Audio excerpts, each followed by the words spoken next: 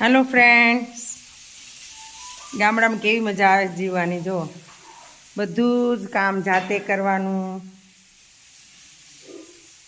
બધું જ કામ જાતે કરવાનું, કોઈ કામવાળા નહીં.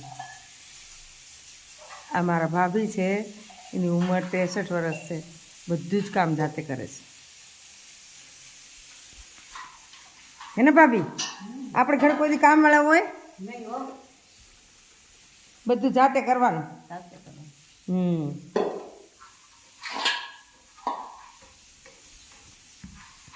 હેલો ભોલા. આ ઓફિસ રૂમ છે, આ ભાઈનો ઓફિસ રૂમ છે. મારા ભાઈ કર્મકાંડ વિથ પોસ્ટમાં ડ્યુટી કરે છે. લોકો આવે છે કુંડળી લઈને જોવરાવા. આ ઓફિસ રૂમ છે, સીધો સાદો રૂમ છે. અને આ પૂજા રૂમ છે માતાજીનો.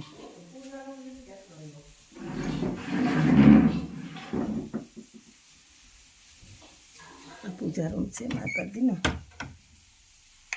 લાઈટ નથી એટલે તમને નહીં દેખાય.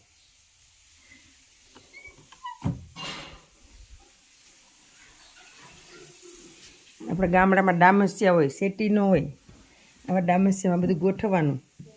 હું પણ ગોઠવેલી છું. હું નાની હતી તો બહુ ગોઠવતી. આ પાણીયારું છે મસ્ત ઠંડુ શીતળ જલ મટકાનું. કોઈ ફિલ્ટર નહીં, કોઈ આરો નહીં, બસ ठंडा पानी भरती यहाँ से भी भरते हैं. लेकिन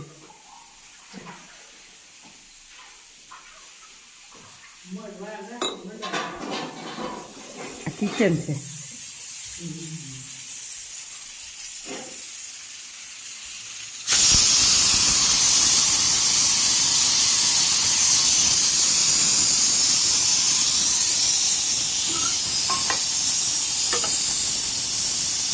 दाल, मरचा, લોટવાળું શાક.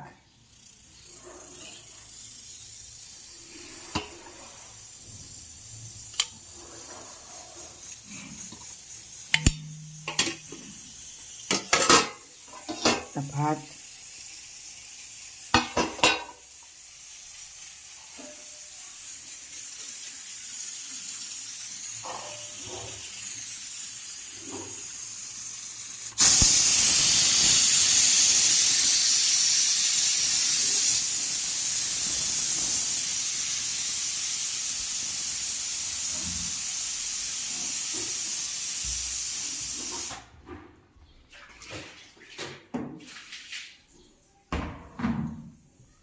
બસ યો.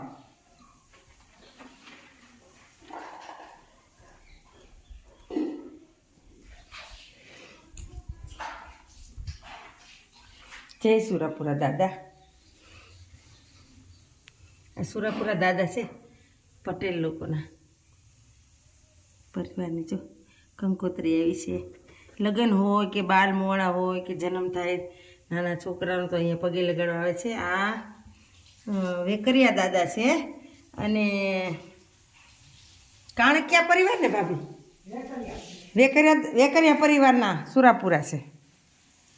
એ ભાઈના ઘરમાં જ છે, એટલે દાદાની અસીમ કૃપા છે. જય મૈયા તુલસી મૈયા. આ ત્રીજો રૂમ છે. અહીંયા બેનું દીકરીઓ મહેમાન આવે એ બધા અહીંયા ઉતારે. અને આ છે ચોથો રૂમ. એક ઓસરીમાં 4 રૂમ હોય. 4 રૂમ છે. કેવું સરસ લાગે ગામડાનું જીવન, મસ્ત. પણ અત્યારે ભાઈ ભાભી એકલા જ રહેશે. નાનો બાબો છે. એમનો દીકરો પણ વકીલ છે, એ પણ સિટીમાં રહેશે બહાર. અત્યારે બધા ભણી ગણીને બહાર વ્યા છે. પણ ગામડામાં જેને રહેવું હોય, વડીલોને તો ફાવે નહીં સિટીમાં. એટલે વડીલોને જાતે કામ કરવા હોય, કામવાળીના કામ ફાવે નહીં. શું કરવાનું? અને આ હિંચકો છે જો, જૂનવાણી એકદમ સ્ટાઇલિસ્ટ. અહીંયા બેસી બેસીને મોટા ફંગોળા ખાવાની મજા આવે. જો આવી મજા કે આવે નાય.